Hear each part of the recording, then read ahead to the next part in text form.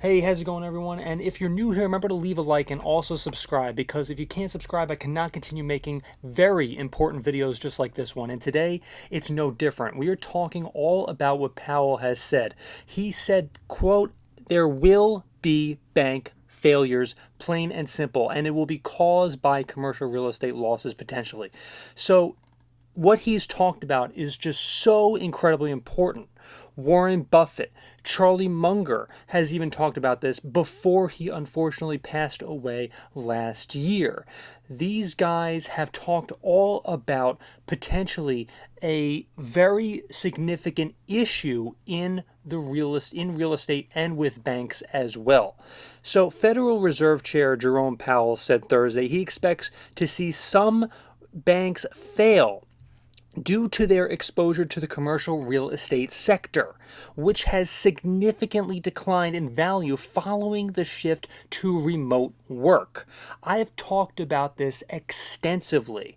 I talked about this a few videos ago with real estate and what Warren Buffett has said and what he's even done. Warren Buffett recently just sold his shares in D.R. Horton, a home building stock. Let me tell you why that's important. It's because Warren Buffett never, and I mean never, sells his shares in all of a company within the very same year that he bought them. Warren Buffett is someone who has said, quote, "The best stocks, the best investments are the ones that you buy now and hold until Judgment Day," meaning forever.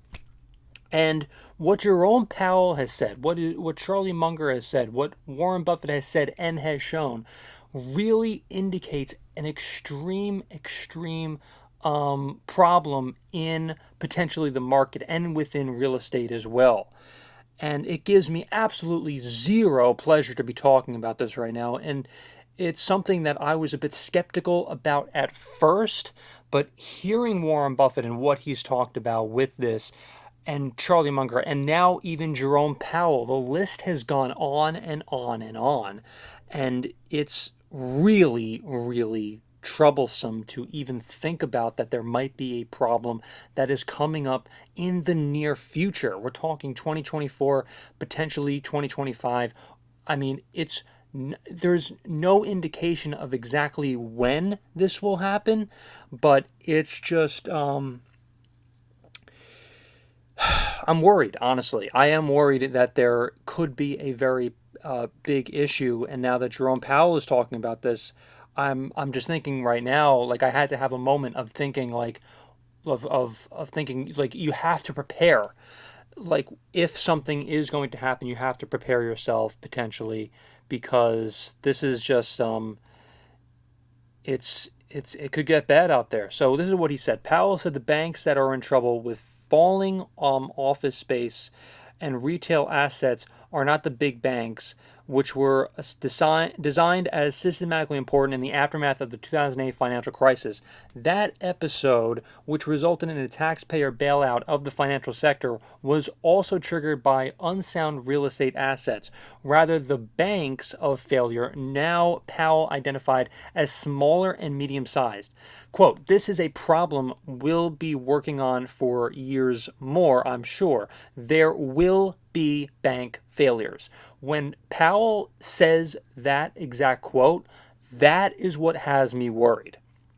When he says flat out, Powell has said flat out that there will be bank failures.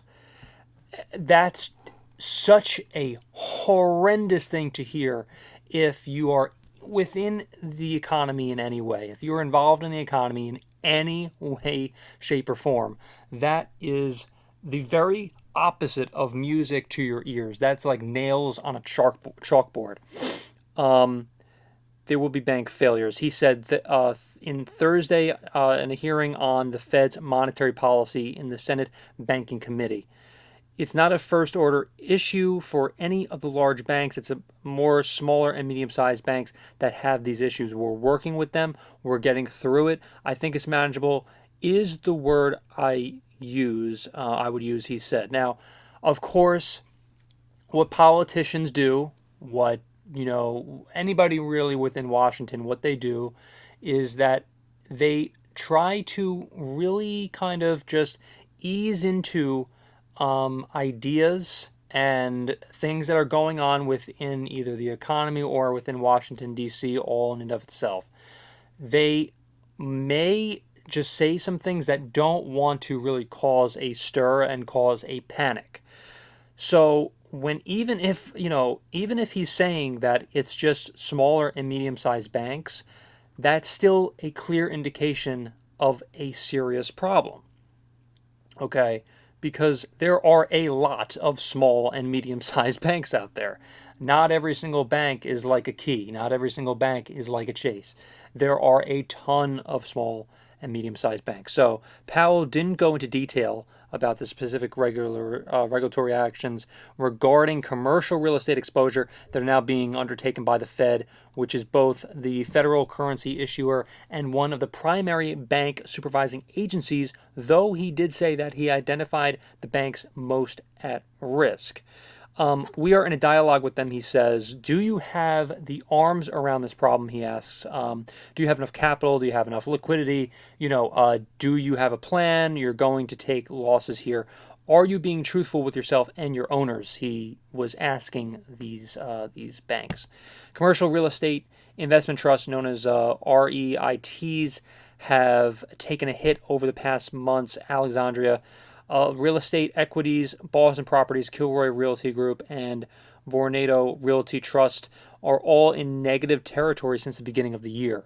So this may already be taking place right under our noses, as it says right here. These are commercial real estate investment trusts that already are taking a bit of a hit just in this year alone.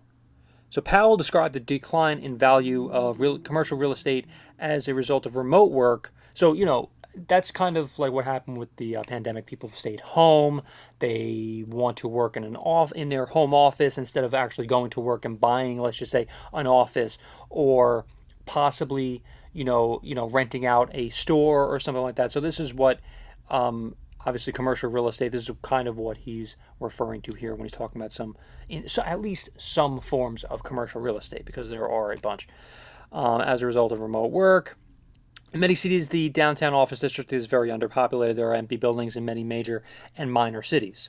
Some, luckily, also, by the way, I may add, are being converted, like the Woolworth building. It was converted from being a full-fledged office building to being half an apartment building, and then the other half, half residential and half office space. So there is some room to kind of convert some of these buildings, but it's still a gigantic problem nevertheless. I mean, we're talking about tremendous, buildings in downtown districts that are empty, and that's a problem. And it also means that all the retail, article goes on, that was there to serve the thousands of people who work in those buildings, they're under pressure too, he said. While the decline of commercial real estate values could put some banks out of business, Powell expressed confidence that the Fed and financial regulators would be able to contain the fallout and prevent a broader crisis. 34 U.S. banks have failed since 2015, according to the Federal Deposit Insurance Corp, FDIC, which insures deposits at regulated banks. The Fed and Treasury Department also jumped into action last year to bail out Silicon Valley Bank and Signature Bank, and that was a tremendous story. If you remember, Silicon Valley Bank was a huge story last year. So, I mean, this is happening. This truly is something that needs to be in the back of our minds. Again, if you're within the economy whatsoever, if you're invested in ETFs, mutual funds, if you're invested in individual stocks, it doesn't really matter, because, if something like this is going on, this has to be something that you are aware of. I mean, if you lived through the 2008 crisis, that recession, then I'm sure that that you always have to be mindful of something, that could really hinder the economy in any way. Because if you live through that, then you know that the economy is not 100%,